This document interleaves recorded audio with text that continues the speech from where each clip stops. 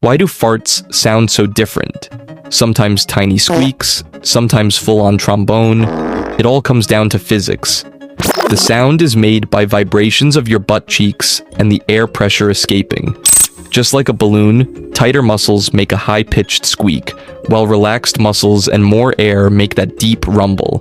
Even the position you're sitting in can change the acoustics. Basically, your body's a custom sound system. Be honest. Ever laughed harder at the sound than the smell? So yeah, fart noises are just biology plus bad acoustics. Your butt is basically a trumpet. Subscribe for more weird science facts, no stink attached.